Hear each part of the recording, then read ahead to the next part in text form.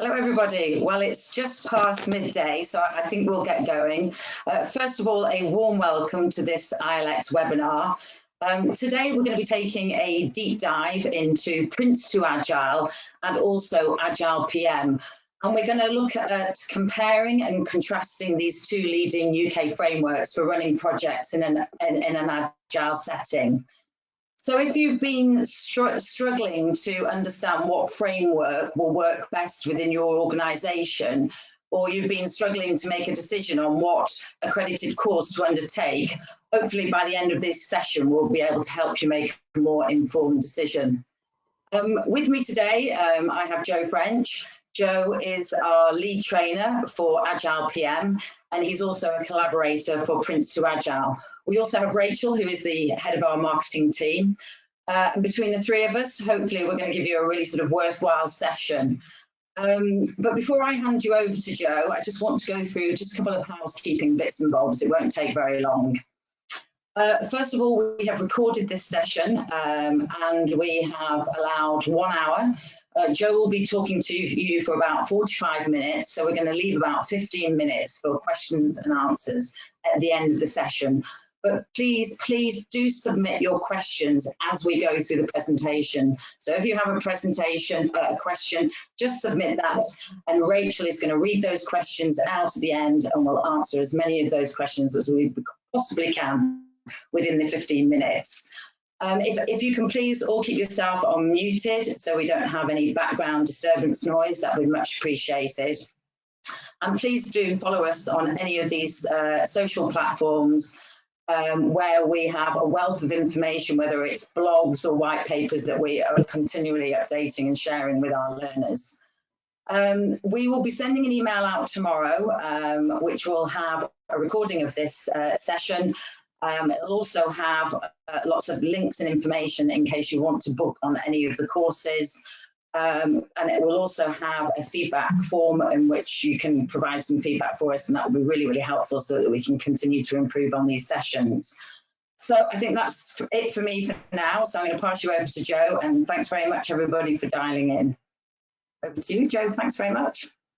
Thanks very much, Sally. Yeah, so welcome everybody. Great to have so many people on the line for this call, which is, you could say it's the equivalent of King Kong versus Godzilla in the world of using Agiles in a project context. So just to introduce myself, as you can see, I am ILX's lead trainer on AgilePM, and I was also involved in the creation of PRINCE2 Agile 6 years ago, back in 2015, so I was a collaborator on that. And over 10 years, I've delivered over 80 events on either PRINCE2 Agile or AgilePM or other related Agile subjects. And I've done that to organisations in the public sector, in the private sector, in the third sector. So during that time, hopefully, I've accumulated some knowledge about the pros and cons, you could say, of each of them, which I'm going to be sharing to you. Okay, so we have to take this at a bit of a gallop. This isn't a training course in AgilePM or PRINCE2 Agile, although we'll be doing some summary information on those two things. But I want to obviously take time to talk about the comparison. Okay, so here's what we've got as an agenda. So to start off with, we're going to set the scene. Why was it even necessary to come up with any kind of project framework to do with the use of Agile? There are things that they both have in common, so we'll be looking at those. And then we will be having, as I say, a bit of a galloping overview of the two frameworks, starting off with AgilePM and then PRINCE2 Agile, and then a bit of a comparison in terms of the recognition or the perceived recognitions that we see in ILX of the two qualifications. And then we've got some conclusions, and spoiler alert, I won't be saying in the conclusion that X is better than Y. I will be offering some personal opinions on circumstances in which I would venture to suggest that one is slightly shades it over the other one, though, because I think you deserve to hear those opinions. And then I'll be handing back to Sally Moore, who will be giving you some information on courses and exams. Okay, and then as we've heard, there'll be an opportunity for questions at the end, hopefully a quarter of an hour for questions, that we'll do our best to get through as many of them as possible. Okay. Now, I'm going to ask my colleague Rachel, whether, Rachel, would you be so good as to launch poll number 3 for me now, before we we get started, if you could do that, which is about an opportunity for you to have a guess at how many exams have been sat in AgilePM since its inception. So I'm hoping that you should all have a poll panel now if you want to submit that. Okay, so yeah, you've got to guess how many zeros really, or you have as an option that maybe we don't even know how many there are. I'm just going to switch my webcam off at the moment. Okay, Rach, have we had a few? Yes, I've just realised you probably can't see them. No, that's right. Yeah, 73% of people on here have voted. Okay, so I'm going to suggest that you close the poll now. Then, Rach, if that's okay. Yeah. If you can share the results. Yes. So, 2% of you thought 1,700, 17%, 17,000, 45%, 170,000, 24%, 1,700,000, and 11% said not known. So that's 170,000 was the winner on that one. Okay, 170,000 is shading it. I'm going to leave you in suspense as to what the correct number is, but I'm going to ask Rach if she can now do the equivalent with PRINCE2 Agile. If you'd be so good, Rach, if you could just launch that poll now. Sure. So once again, it's an exercise in getting the right number of zeros. Okay, so this time slightly easier numbers to look at. 1,000, 10,000, 100,000 or 1 million. What do you think? PRINCE2 Agile, how popular is that? Okay, so Rach, I'm going to suggest that once we maybe get to 70%-ish, if you want to close the poll. Yeah, we're at 78%, so I'm going to close that. That's great. And if you can share the results with us. Yeah, so 4% said 1,000, 9%, 10,000. The biggest one, 51% at 100,000, and then 28% of people thought 1 million, and 8% said not known. That's brilliant. Okay, so once again, I'm going to keep you in suspense on this one until we get to the slide with the relevant information. Okay, great stuff. Okay, anyway, let's with that hanging in the air, I'm now just going to switch off my webcam, and so you should get a full screen of the PowerPoint as we go on. I'll be joining you again in person with my camera later on. Okay, so yeah, let's talk about setting the scene for this. Why is there even any framework around which is about use of projects with an agile context? Well, if we look at the situation prior to 2010, when this all began, without going into a huge amount of detail, throughout the 80s and 90s and 2000s, there were a great many methodologies that were put together, probably the most two popular ones being Scrum and Kanban, in opposition to the traditional sequential way of running projects, also known as waterfall. So these, you know, some of these things, Scrum, Kanban, XP, they have various things in common. They tend to be highly collaborative ways of working using iterative development, so going through many iterations of something. Incorporates the idea of frequent releases, so it's not a big bang where you have a great big long project and just deliver one thing at the end, but you have frequent releases, and also characterized by transparency and sort of continuous improvement within the team. Okay, so those were what were in existence, and to deal with the second little bullet point underneath that, most of these techniques provided guidance on continuous delivery. Yeah, so ongoing improvements to a website, to a particular product that you had a team that was responsible for the maintenance of. They weren't really project methodologies though, yeah, in the sense that a project is normally understood as a finite endeavor with a beginning, a middle and an end, and there is a point when you finish it. And of course with a project, you have to have some governance around it. You have to, in the first place, make some estimates as to how long it's likely to take and what the benefits are likely to be before making a considered decision on whether or not to invest in that particular project compared to other projects. And there may indeed be other governance points throughout a project's life. And as I say, Scrum and Kanban and XP and all the rest of it, they don't sort of get into that, and they don't claim to either. You know, they're extremely good methods, very effective. But they weren't giving you this sense of a beginning, a middle, and end, and suitable governance points.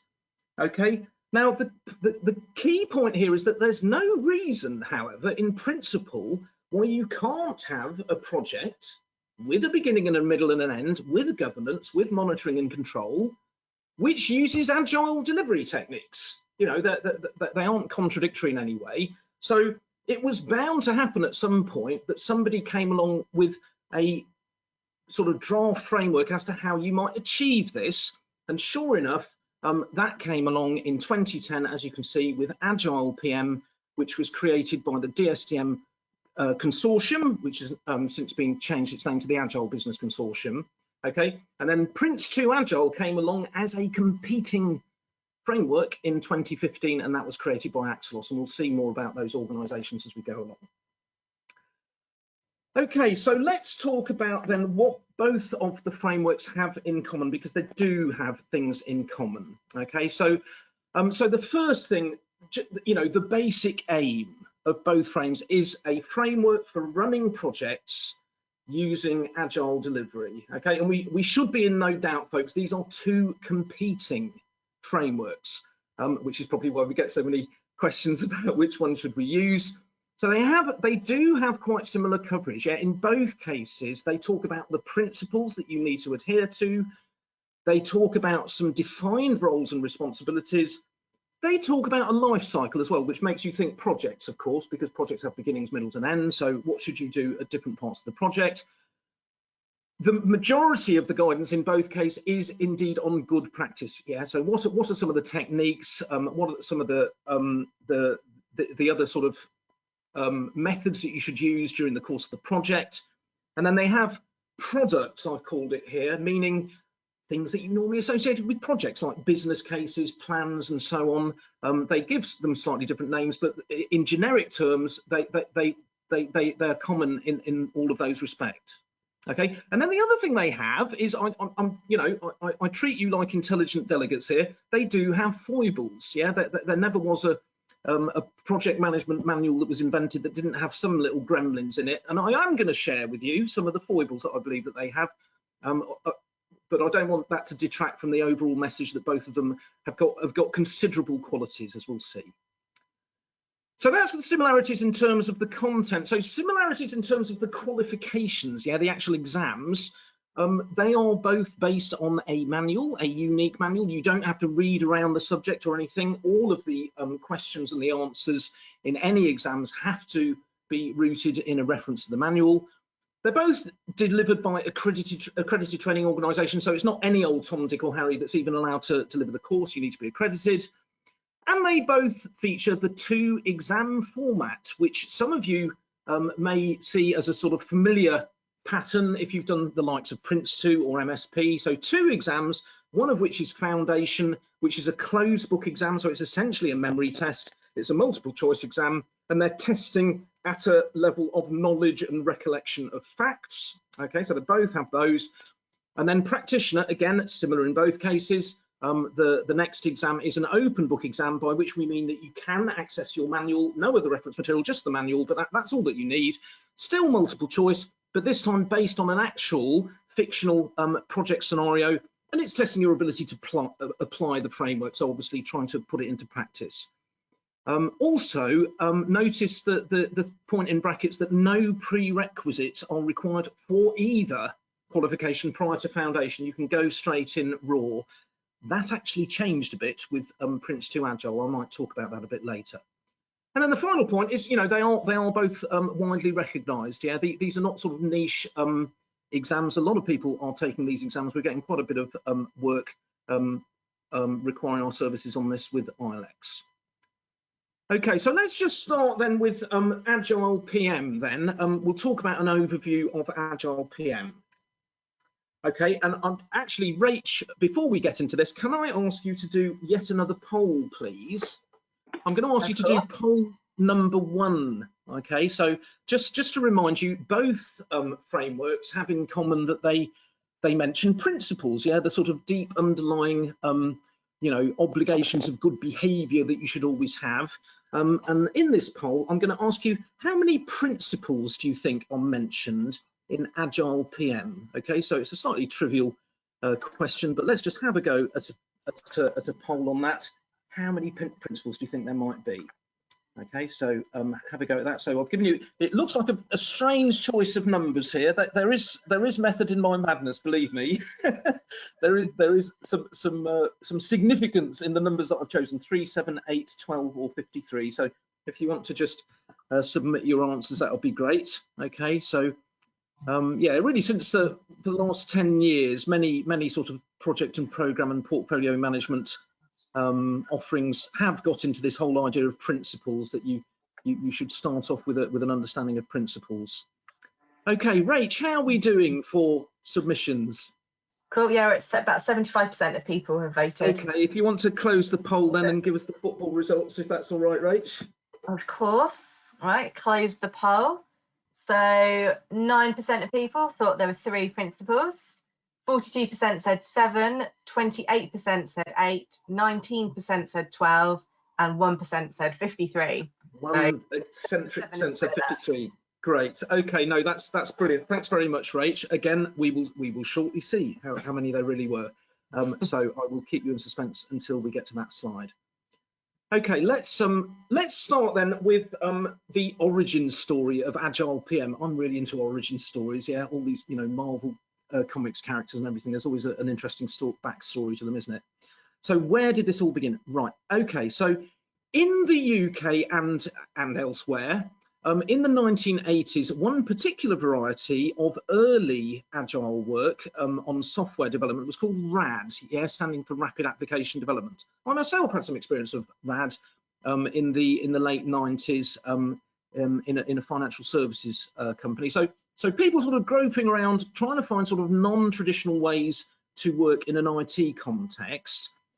And an organisation put itself together called the DSDM Consortium in 1994, and they came up with a methodology which tried to bring a bit of discipline to RAD, quite frankly. So this is a consortium of kind of blue chip companies who could see the value in RAD, but had some misgivings maybe about quality and the lack of governance and so on. So they took the best of RAD and they came up with the DSDM methodology in 1994. And you can see what it stands, slightly clunky title, Dynamic Systems Development Method, because it's about dynamically developing using collaborative techniques. Okay, now they went out to the world with a version of it in 2007 called ATERN, DSDM ATERN. Where on earth does ATERN comes from? Well, it's a commuted version of Arctic Tern, hence those little birdies in the logo. Okay, so this was sort of showing some idea of how you can bring governance to it. And then significantly, in 2010, they came up with version 1 of AgilePM, yeah, which is about running projects with the governance involved using Agile. Okay, now they did a little bit of tidying up behind the scenes. In 2014, they came up with a publication called the Agile Project Framework, okay, where they were saying, you know, let this be our view of how Agile projects, you know, progress from beginning to end. Okay, and they, you know, they took that opportunity to make some alterations to the original version. And then importantly, it was that project framework which the second version of AgilePM was based on. Yeah, so the DSDM Agile Project Framework is saying this is how an Agile project runs in general. Okay, AgilePM is saying, okay, from the point of view of a project manager, what would you have to do in that? So AgilePM is very much from the point of view of a project manager. And by the way, there's another piece of guidance called AgileBA, which is the framework from the point of view of a business analyst. But the AgilePM is by far the most popular and one that's had the most traction. Okay, so who are these people that started it? So the owners of AgilePM, they are now the Agile Business Consortium. Yeah, so they changed their slightly clunky name of the DSDM Consortium in 2016 to another organisation, which of course has the acronym ABC, which they were very pleased about.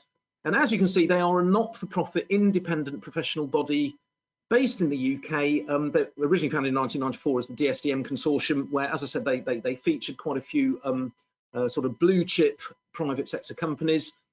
They are the body that hosts the annual Agile Business Conference, yeah, which normally happens around this time of year, and is a significant event in the UK world of Agile. I would recommend looking into it if you haven't already. So they're very strong in promoting Agile in all its forms, not just AgilePM, at that conference. And as you can see at the bottom of the slide, the actual exams are administered by APMG International.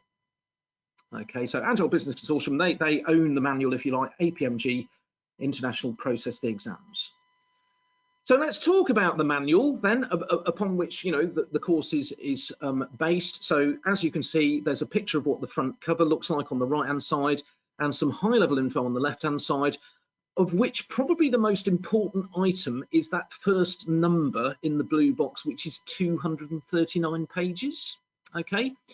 So, quite a comprehensive manual, not as comprehensive as other manuals that you could mention. So the PRINCE2 manual is over 300 pages at the moment. The new MSP manual, if you're interested in such things, is about the same size as this. So what, a centimetre thick. So now it's divided into two major sections, one of which is Agile Project Foundations. And by the way, that first section, that is the only bit that is examinable for the first qualification. Yeah, for the foundation exam, all you have to get into is that first section, which, by the way, is only actually 35 pages of text. And then you've got a second section, which is going into it in much more detail, which is called Digging Deeper, where it gets a bit more into some of the practices and so on. So yeah, 24 chapters, various appendices, and so on. Okay, so that's what the animal looks like. So the content of AgilePM, here we have the result of the poll. It's 8 principles. Yeah. So yeah, that which didn't quite, yeah. So most of you opted for 7 principles. We may come back to that 7 number shortly. And also in this slide, just to give you a flavour of the diagrams in the manual, it's quite a diagrammatically rich book. They make very sort of clever use of colours throughout the manual, and a consistent use of colour, which works really well. They talk about a life cycle with 6 phases. They give the various phases names like feasibility, foundations, and so on. Top right of the slide, you can see a diagram which we affectionately call the alien baby, which is the diagram of the roles in AgilePM. So some roles which are particular to AgilePM, such as business ambassador and so on. So as far as the good practice goes, there are 5 main practices, including Moscow. Yeah, so at the heart of AgilePM is this idea of Moscow prioritization, which some of you on the call may have come across before. If you haven't, it stands for must have, should have, could have, and won't have this time, which are 4 priorities that you can give to requirements in a project. Okay. There's further guidance on some of those things mentioned in the Digging Deeper section, so people and interactions, requirements estimating, and so on. There are just 12 products, nice simple sort of bunch of products, including the all-important prioritised requirements list. Yeah, so this is a list of the requirements that the project is going to attempt to deliver, which have been given Moscow priorities. Okay, and the PRL is right at the beating heart of AgilePM. Okay, now I have to say, when I'm delivering training in PRINCE2 Agile, probably the single thing I miss the most in AgilePM is this idea of a PRL. That, yeah, it's a really kind of solid, useful idea. And then finally, there's this thing called a project approach questionnaire, which is AgilePM's way of testing the agile ability of a project proposal. Yeah, some projects are more amenable to agile approaches than others, and AgilePM's way of testing that is using a PAQ. Okay, so there we go. That's a very, very quick gallop. As I say, we don't have the time to go into it in more detail than that. So what are the advantages of this? Well, One nice thing about it is, as it says at the top, this is an out-of-the-box solution that doesn't depend on any other guidance. Yeah, it's not AgilePM as inspired by APM or IPM or PRINCE2 or anything like that. They built it from scratch, you know, trying to come up with an effective way of running projects. It is, as we'll see, the more concise of the two manuals. Third one, as I say, Moscow, PRL, really solid ideas. Fourth bullet, it has seniority. Yeah, it's been around for longer than PRINCE2 Agile. So you could say it's a bit more established. It's been going for over 10 years. It's owned by that Agile Business Consortium, which, as I say, I am quite a fan of them. You know, their heart is in the right place. UK, if it matters to you, UK based. So in the manual, if you see the word prioritised, it is spelt with an S and not a Z. Yeah, they use British English, they don't use American English. And then finally, it's a 50% pass mark with an exclamation mark. And I suppose I'm especially bringing out the point that, remember, the foundation. Yeah, the foundation portion is only based on 35 pages of text, and 50% is not a massive great hurdle to overcome. So just in terms of maybe if you wanted to get some kind of qualification quickly, this might be the way to go. Okay. It has its foibles though, one of which is, infuriatingly, it doesn't have some very key definitions in it. Yeah, so for example, given that we're talking about agile projects, it doesn't actually give us a definition of what the word project means, nor does it give us a definition of product or a definition of benefit, although it makes liberal use of these terms. And you know, the Axelos products are a little bit tighter when it comes to that sort of things, as we'll see.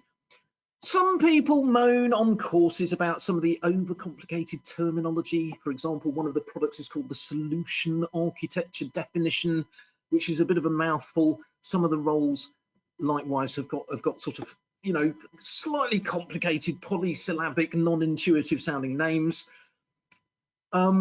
Maybe those are trivial complaints. The third one I would suggest is maybe non-trivial.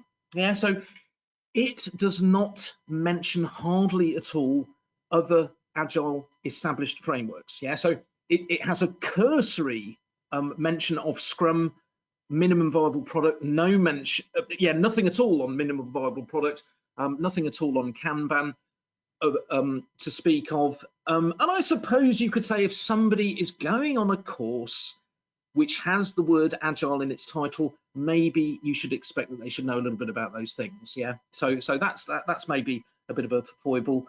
And then the fourth point, you know, turning the thing about, you know, ease of obtaining a foundation exam. The foundation exam is only based on the first 35 pages of text.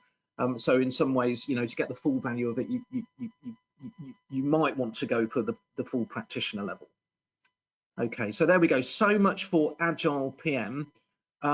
Let's move on to PRINCE2 Agile, and I'm going to ask Rach again if you'd be so good as to launch the equivalent principles poll, please. So that's poll number 2, please, Rach, which is all about how many principles there are in PRINCE2 Agile.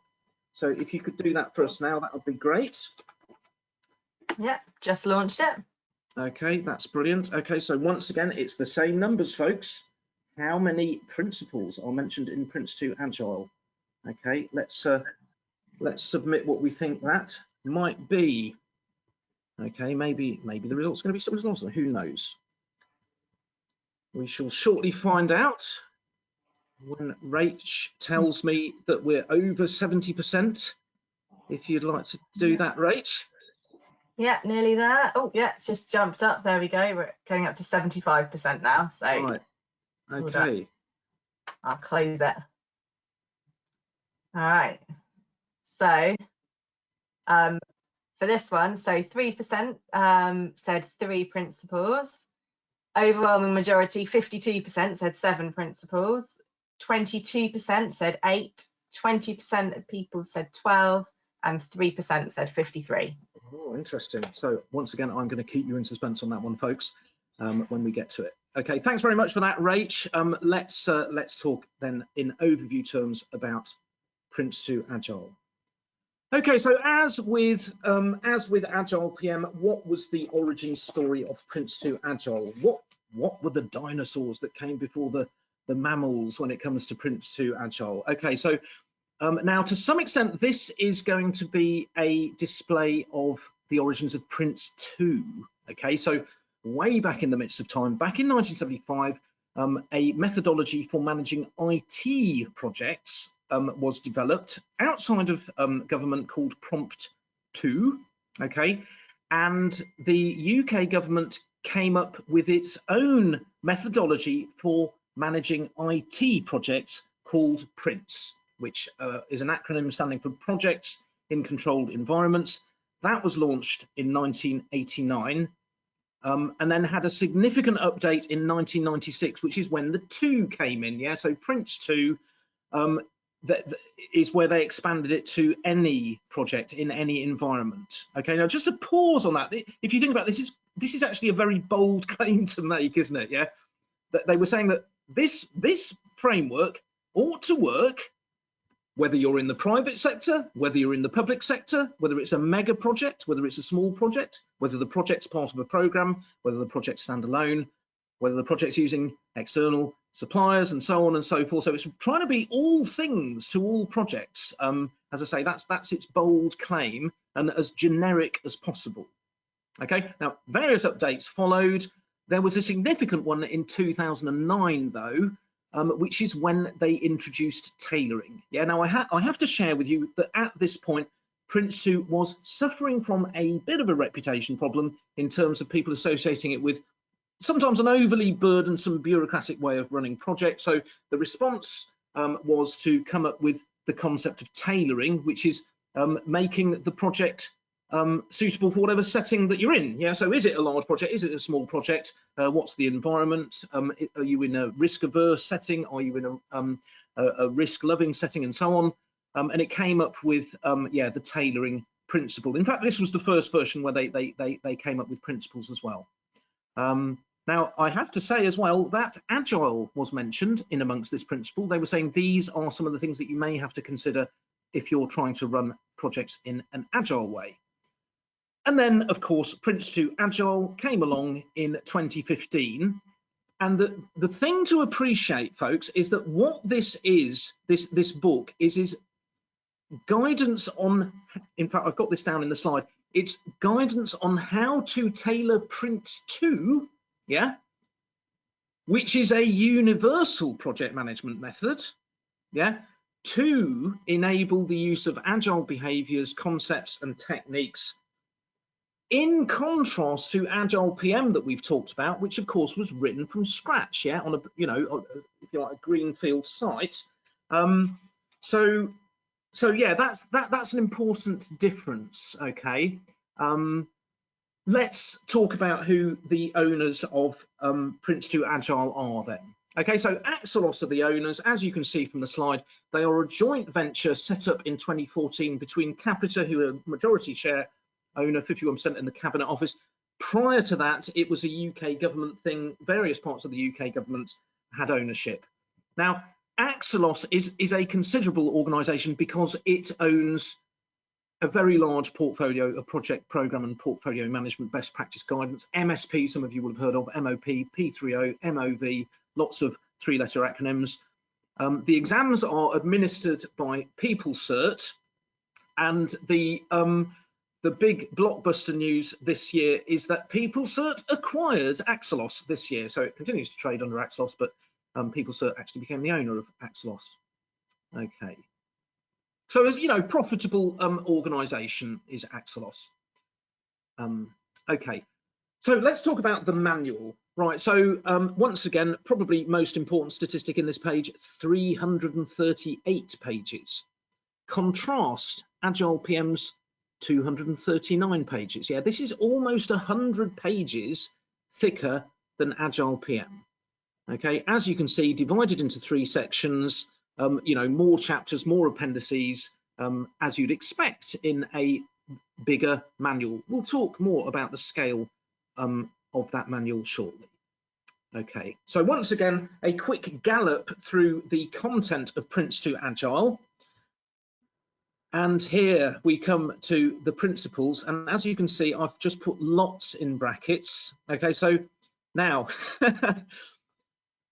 The original PRINCE2, upon which it's based, as from 2009, contained 7 principles, which is no doubt why many of you in the poll went for 7. However, PRINCE2 Agile adds to that 5 desirable behaviours, in inverted commas, which could be thought of as a principle, yeah, guiding obligations. It adds to that 5 desirable targets for PRINCE2 Agile. Again, that looks and smells like a principle to me. And moreover, in an appendix devoted to other Agile techniques, it goes on to mention the 3 pillars of Scrum, the 12 principles behind the Agile Manifesto, and so on and so forth. So my slightly mischievous answer is that you could say that there are 53 principles mentioned in PRINCE2 Agile. So there we go. So well done to the 3% who went for 53.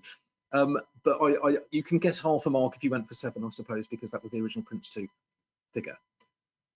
So once again, we have a life cycle, and of course this time we use the same words that PRINCE2 uses for its life cycle, but it's tailored. So starting up a project, initiating a project, and all the rest of it.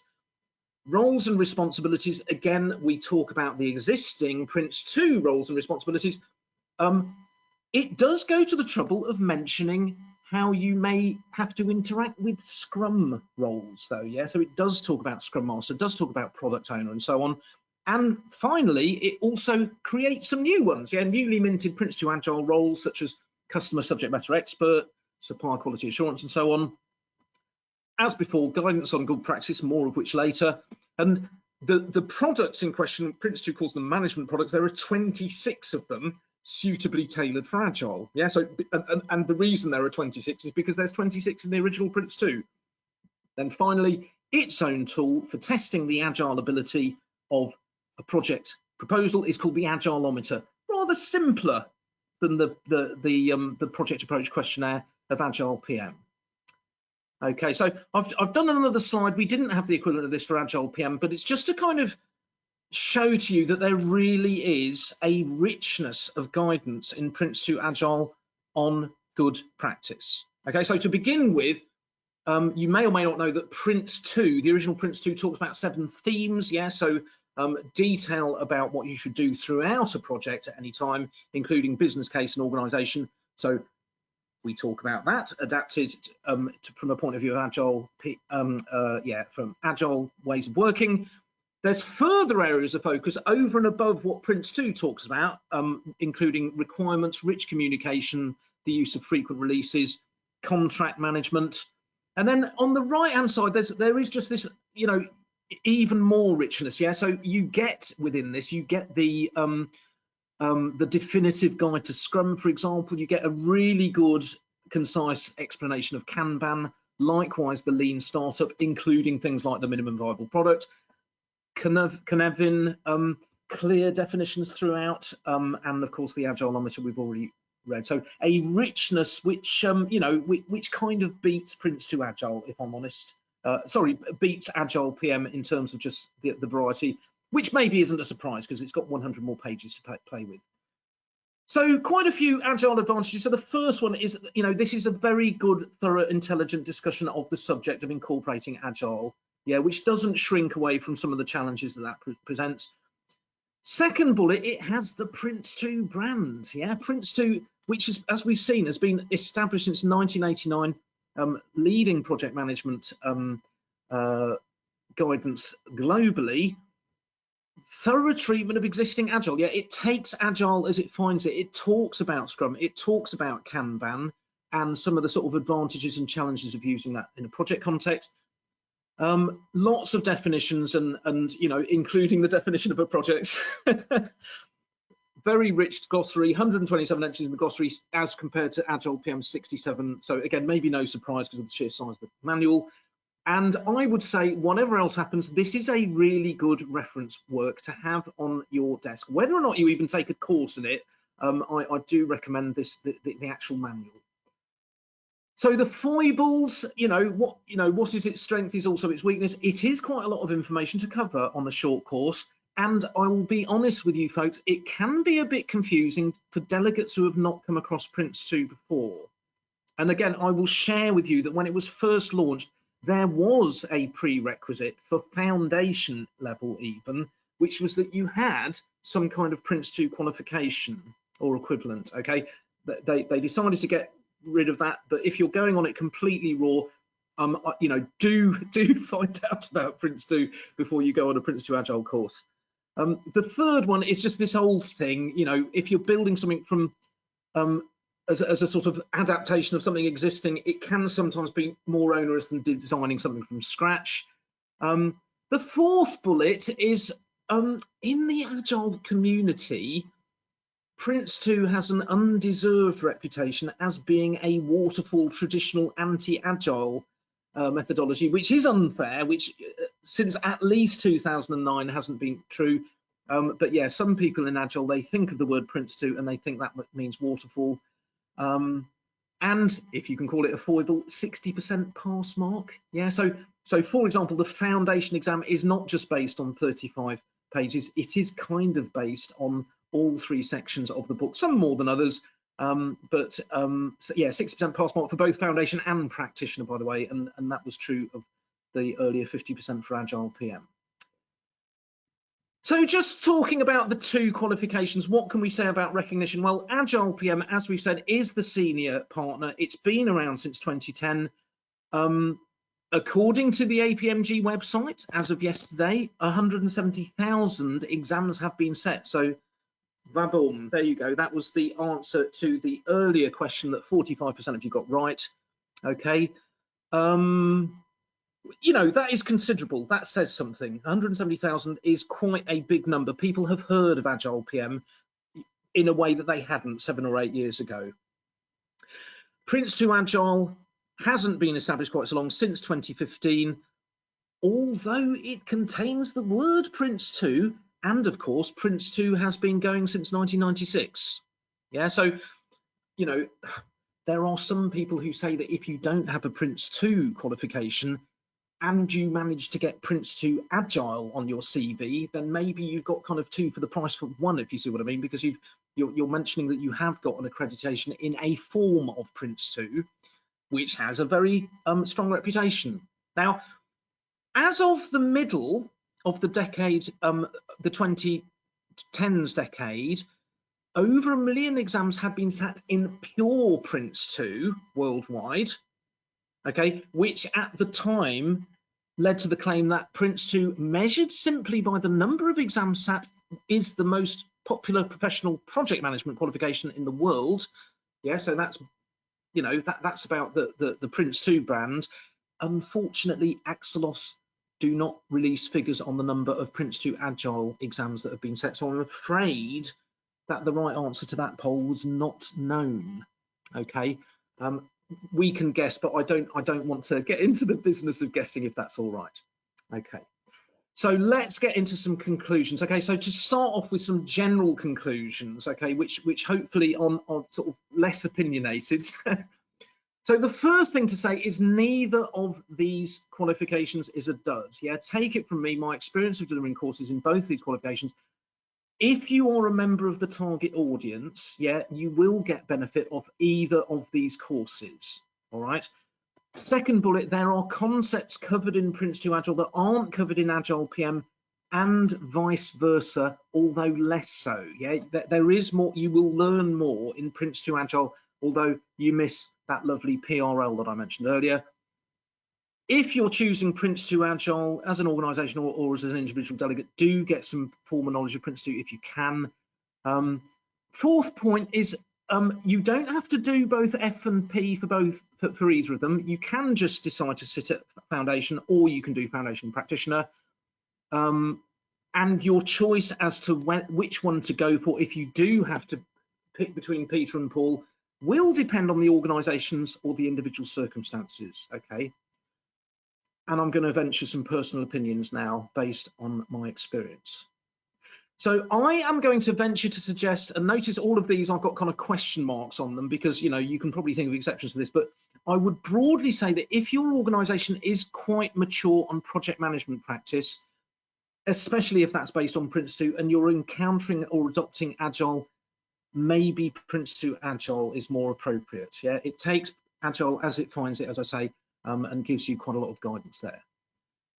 If it's the other way around, if your organisation has mature Agile practices, but not so much on the project side, and you want to have a more formalised approach to managing projects using Agile, maybe AgilePM is more appropriate. Maybe you don't necessarily need to get all that backstory about Prince2. Third point, if you're relatively immature in both PM and Agile, and you're just trying to think about getting quickly to a point where you've got some sort of framework, I would suggest using AgilePM, but importantly, consider using a coach in those circumstances to help you with it. Okay. And then the fourth bullet is, even if you do opt for AgilePM as an organization, I would strongly suggest that you do try to develop some Prince2 Agile capability in your organization because of the richness that it provides. Okay. So that's if you're, if you're maybe thinking as an organization, you're putting cohorts through, these are my thoughts. Okay, now if you're an individual and you're thinking of gaining a qualification, maybe you want to develop your CV, again, first point, if you're an experienced project manager and you're looking for a thorough understanding of Agile, I would suggest Prince2 Agile. If you're experienced in managing projects and you just want a relatively treatment of how a project might use Agile, maybe AgilePM is more appropriate. If you're experienced in Agile and you're seeking a project framework, like the second bullet in the last slide, maybe AgilePM is more appropriate. Maybe you don't need all that Prince2 extra detail. If you're experienced in neither project management nor Agile ways of working, strictly speaking, you're not actually in the target audience, but you want to learn about both, then I would suggest AgilePM is more appropriate. It's less onerous. In fact, the fifth bullet, if all other things being equal, you want to get a qualification in this sort of stuff as easily as possible, probably AgilePM is more appropriate. As we've seen, it's got a lower pass mark and so on. And again, if you do decide to opt for AgilePM, though, I would say think about getting hold of a Prince2 Agile Manual as a reference work, because I think, as I say, it works well for that. And don't forget, you can choose both, and it doesn't have to be all the way to practitioner both. It may be that you take one to practitioner, one to foundation, or vice versa, or both to foundation. So maybe you don't have to make that horrible decision between the two. Okay, so I've gone slightly over my 45 minutes. Apologies for that. I hope that was helpful. I am now going to hand you back over to Sally Moore, who's going to give you some more information on courses and qualifications. Okay, Sally. Thank you so much, Joe, and hopefully that has helped our learners in making a decision of what framework and what qualification is right for them. So yeah, audience, if you want to do your Prince2 Agile or Agile Project Management course with ILEX, there's 4 ways that you can take it. First of all, you can take it online as a self-paced e-learning course. And with that comes both your exam and the official manual, and you have a 12-month license to complete your e-learning, so plenty of time to sort of fit that in with your working hours. Our e-learning is highly engaging and interactive. We have knowledge checks throughout that will test your knowledge retention as you go through the e-learning course. You can take it virtually, very similar to today's session, so virtually through the GoTo platform, where a trainer will be conducting the training within a virtual environment so that you can attend the training in the comfort of your own home or office. It can be delivered in a classroom, same as the virtual, but you will be in a physical location. We've got locations throughout the UK. Or you can take it as a blended course where you can do the foundation as an e-learning course and then attend the practitioner level within a classroom or within a virtual environment. So that's if you want to attend a training course as an individual. If you want to do something in-house, then please speak to us directly. And you can grab a discount. We've got 30% off all our e-learning courses, Prince2 and AgilePM e-learning courses, 20% off the virtual and blended, and 15% off the classroom. Don't worry about scribbling down all of these discount codes, because we'll be following up this webinar with an email tomorrow, which will have all this information in it. So if you are interested in attending PRINCE2 Agile or AgilePM with ILEX, you can go to the website, you can book onto the course, and you can get the relevant discounts. So that's it from us, and thank you so much for listening. We have got 10 minutes. So we're going to hand over to Rachel, who will hopefully have had some questions submitted. We can read those out, and the appropriate person can hopefully answer those for you. So if you haven't already submitted a question and you would like to, please feel free to do so in the question box to the right-hand side of your screen. Thank you. Right, we do already have some questions, so Great. I'll crack on with those. Right, so the first question came in, from Gemma. Said, if you were starting with no background in project management at all and you wanted to follow an all-encompassing course, which would you do? I think you covered that, Joe, but yeah, so I would probably opt for AgilePM in that case, Gemma, because there'll be less stuff, frankly, to fry your brains about PRINCE2 and all that complexity. So that's probably what I'd opt for. Perfect, thank you. All right, so now I've got a question from Stephen. So I have the following versions of the 2 manuals. So the AgilePM Handbook version 2 from May 2017 and PRINCE2 Agile, the second impression from 2016. Are these the latest versions, and are there any plans to update either manual soon? Stephen, very quick, yes, those are the latest versions, and I'm not aware of imminent plans to update either of them. Perfect, thank you, very quick.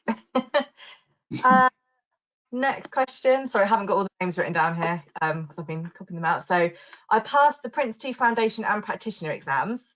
For PRINCE2 Agile, are there Foundation and Practitioner courses, or is it just one level? So we've covered that. There are Foundation and Practitioner.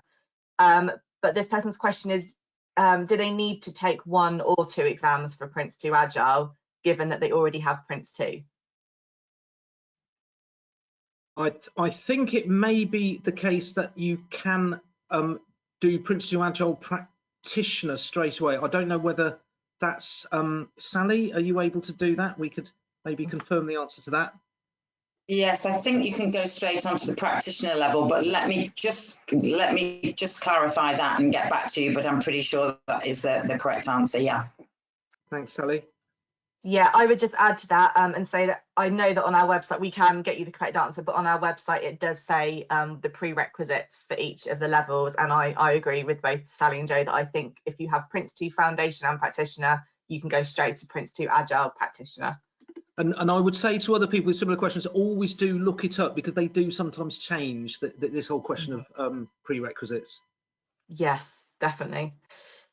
Okay, someone here who is currently doing PRINCE2 Foundation online with us, so the e-learning, but hasn't received the manual yet. How do I obtain it? I can answer that one and say, I'd say get in touch with the person that you bought it from, whichever customer services person. If it was part of your package, if you bought a plus pack, it would have been included. But if you just bought PRINCE2 Foundation online with the exam, it may not have been included in the package, in which case you'll need to purchase it separately. And you can do that via our bookstore website. But also, if you get in touch with contact us at ilexgroup.com, they will be able to direct you to the right place to get that. Sorry, I just jumped in and answered that one. Well answered, right? Next question. Is there a significant difference between the amount of learning hours required by the 2 qualifications? So, I mean, if I can jump in on that, my suggestion would be yes, that there is more to learn on PRINCE2 Agile as compared to AgilePM. I don't know whether Sally or Rachel know what the advertised amount of learning hours is. So yeah, on the PRINCE2 Agile e-learning, we recommend that there's approximately 16 hours of learning, and the AgilePM 22 hours of learning, which sort of contradicts what you're saying, Joe. But it does, doesn't it? Sorry about that. But and again, that's approximate timing, because again, it all depends on the individual, how quickly you go through the learning. But that is the recommended time it would take to get through both of those e-learning accreditations. 16 hours for PRINCE2 Agile and 22 hours for AgilePM. Yeah. And then the next question is, what is the duration of the virtual and the classroom learning? So Sally, that's for you. Yes, so for PRINCE2 Agile, Foundation is 3 days, Practitioner is 2 days, and for AgilePM, Foundation is 2 days and Practitioner is 2 days. So the shorter there on the virtual and classroom courses for AgilePM than PRINCE2 Agile. So next question, would you recommend doing a PRINCE2 course before doing a PRINCE2 Agile if you don't have any experience? The short answer to that, if I can answer that one, is yes. If you're able to and you have the resources and the time available, it will. Yeah, I think you probably would get a little bit. Honestly, you would get more a bit more value out of PRINCE2 Agile if you already knew about PRINCE2. And to make it more cost effective, I would recommend doing the PRINCE2 as an e-learning. I think then you have the knowledge to then apply to the PRINCE2 Agile. Yeah, and I'll just add to that and say we do actually have a package which is designed for that specific target audience, for people that want to do PRINCE2 Agile but don't have a PRINCE2 background. So the package is an e-learning package, and it includes the PRINCE2 Foundation and the PRINCE2 Agile Foundation and Practitioner. So all the exams and both the manuals. So it includes everything, and that will give you the best background if you don't have any PRINCE2 knowledge. Right, so we've got a lot of questions. So next one, is there a comparison presentation between PRINCE2 and PRINCE2 Agile? So I guess that's I can answer that. And at the moment, no, we haven't done a webinar that compares the two. If that is something that's of interest, then please put that on the feedback form that you'll get that from the GoToWebinar system. And it's certainly something we can look to put together, because a lot of our trainers, as AlexPet trainers, will train in both PRINCE2 and PRINCE2 Agile, so are well placed to deliver that sort of presentation. All right, next question. Since my organisation is discussing contributing for part of the expense of the course, would it be possible to split the cost of the exam, book and course? I think maybe that's a question we can have offline. So whoever asked that question, if you want to just pop an email to the contact us email address, and I'll get the appropriate person to give you a call back on that. Thanks, Sally.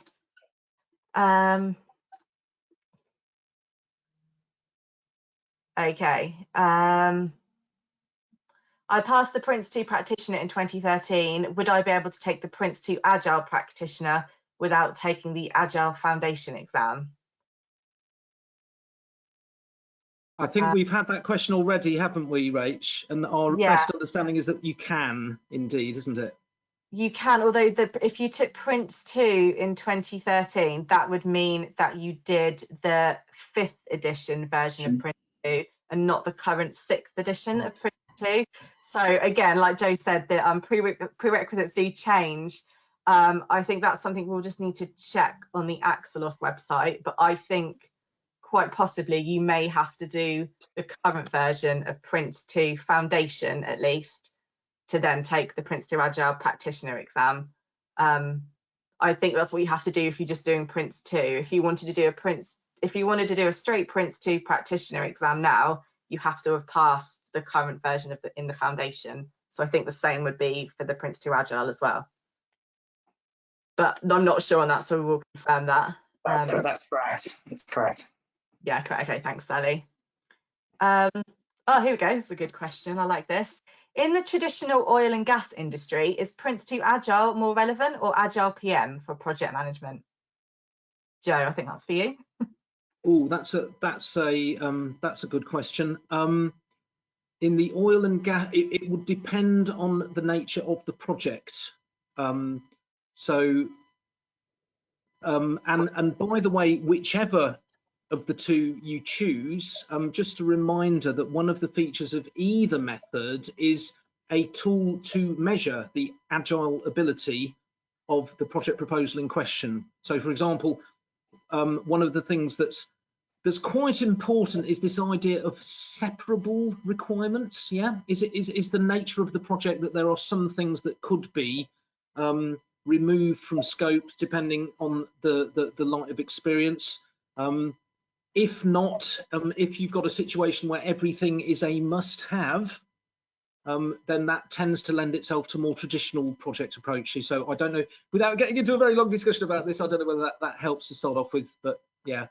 I would add to that and say, if you do have, if you'd like to provide us with some more information, then again, get in touch on the contact us email address there, or on the contact us form on our website, and someone on our team will be able to give you some more information, and possibly also put you in touch with Joe to help talk you through that's a bit more specific, so he can give you a better answer. Right, I'll keep going down as the questions are still coming in. So are you saying, Joe, this is a question for you, I think, are you saying that AgilePM is easier than PRINCE2 Agile? In a word, yes. There you go.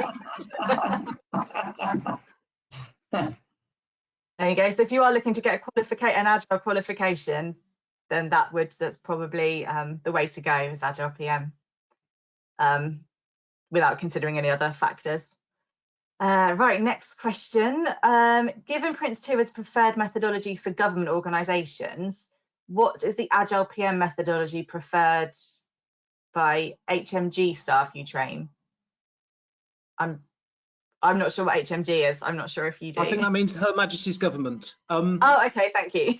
Yeah. So that's a big question. The government is a big organisation. There are lots of different departments within government. I'm reluctant to do an answer on behalf of the government, but just to say, in terms of the government training and consultancy I've been involved with, there isn't a definite thing about it must be this versus another. You know, they tend to be generally agnostic. Yes, PRINCE2, you could say, was originally invented by the UK government, and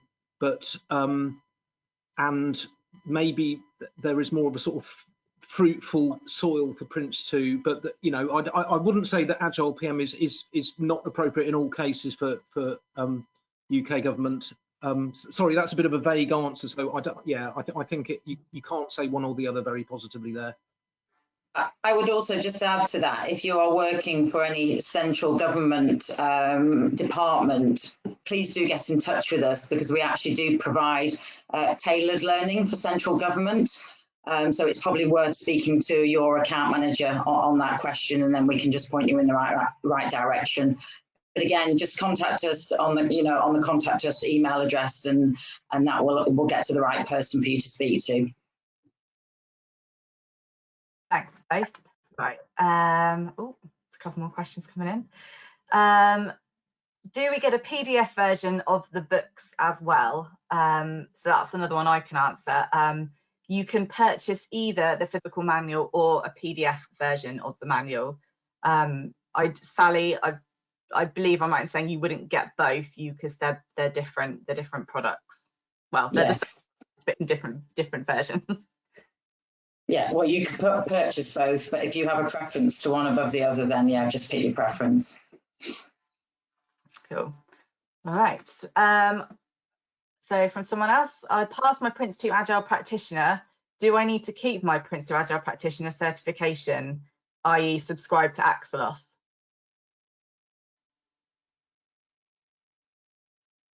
Is that a question about whether the qualification runs out? I'm not sure. That's all I've got. So possibly is. I don't believe it does expire, does it, the qualification? I don't believe so, No, but again, it's probably worth checking on the Axelos website, because expiry rules are also prone to change from time to time. Don't know whether you have anything to add to that, Sally. Yeah, I don't think there's a shelf life. I don't think you need to subscribe to Axelos to keep that qualification valid. But maybe just check, but I'm pretty sure that you don't. Well, I've just had from one of our team members who's on the webinar listening, has just said that actually it does expire after 3 years, the practitioner qualification. So I think it's probably similar to PRINCE2, where the foundation qualification, you're good to keep, that's forever. But for the practitioner, so there are membership subscriptions on Axelos, the Axelos website, where you can get continuing development points. So again, yes, I think it would be a case of looking on the Axelos website, or getting in touch, again, emailing the contact us email address, and we can pop you in touch we'll put you to the right person in our customer service team, and they'll be able to answer those questions for you, or at least help you go in the right direction. So that covers the next question, which is how long do qualifications last? So someone's asked if this session was being recorded. Yes, this session is being recorded. I can confirm that I'm still recording it now.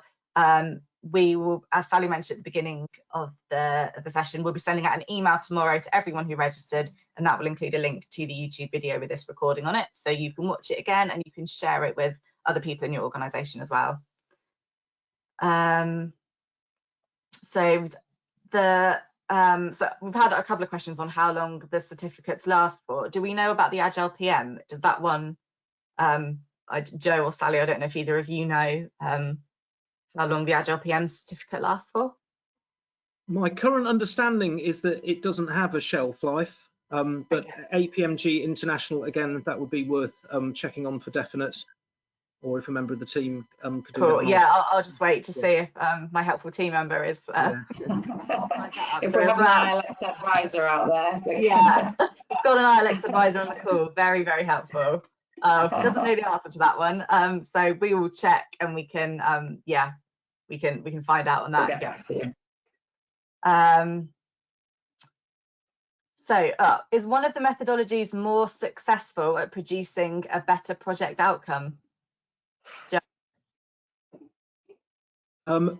Unfortunately, with pretty much all P3M methods, this is the question that everybody wants the answer to, that it's almost impossible to give, because if you think about it, it's hard to set up a test where you have the two, you have two different methodologies used, and you have precisely the same project, precisely the same circumstances, precisely the same stakeholders, and let's see which one delivers benefits on time to cost and so on.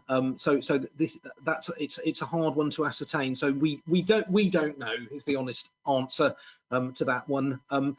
All I can say is just anecdotally, in terms of people coming to the course, and in terms of the feedback, they take away things that they know will be useful, that they'll be able to apply straight away within their organisations.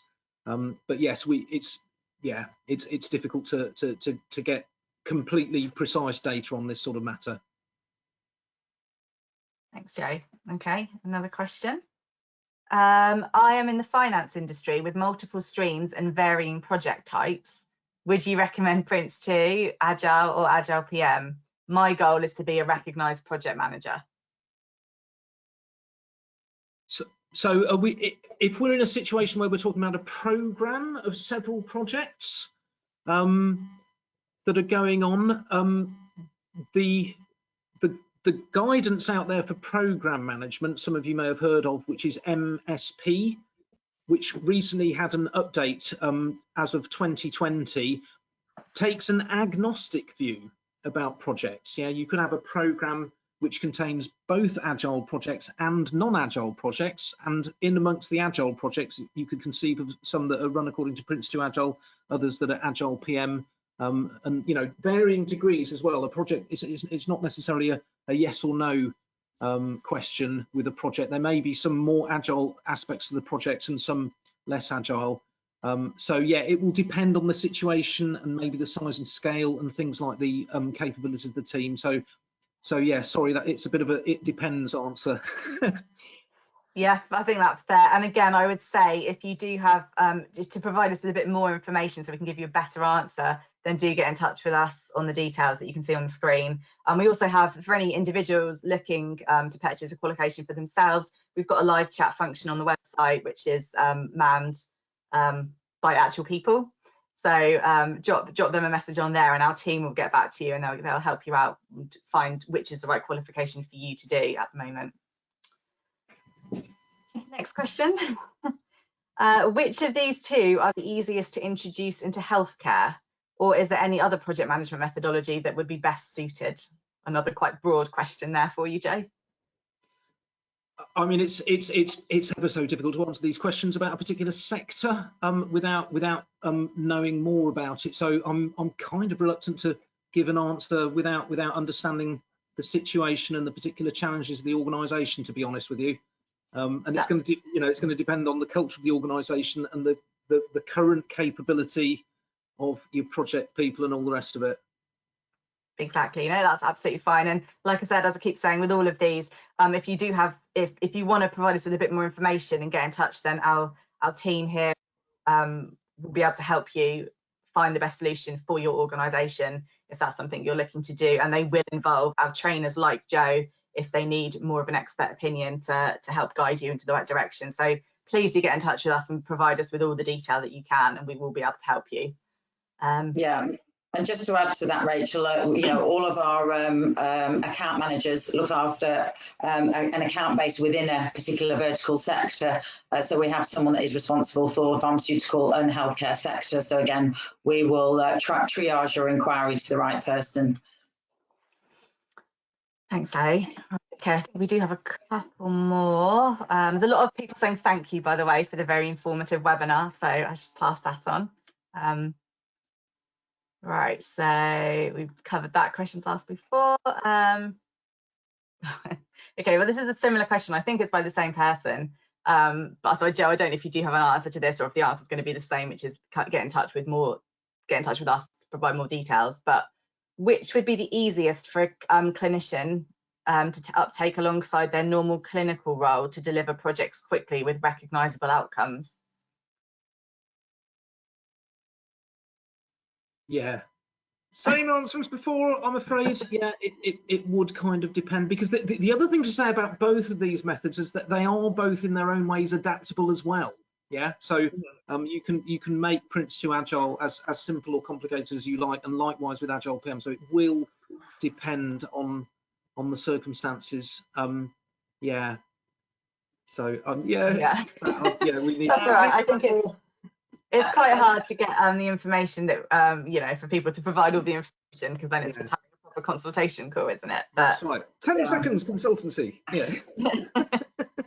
And there's also other qualifications other than AgilePM and PRINCE2 Agile. So there's I think we'd need to have a more sort of thorough conversation, and we can advise based on the situation, the types of projects you get involved in. Yes, definitely. Yeah. But don't be shy in getting in touch with us, because that's what we're here to do, is to help. Yeah. Okay, so Joe, I think this is one final question for you. Is there an Agileometer available online to test my next project? I can't imagine it's that difficult to obtain as a concept. It's so I guess look up PRINCE2 Agile. It's there in the manual. You could buy the manual without necessarily going on a course, and there's a chapter explaining how to best use it. Yeah, that's probably the best I can do, I think. That's absolutely fine. We unfortunately don't have one on our website, so I can't help you there. Yeah, hopefully Google will be your friend on that one. And then I've got a final question.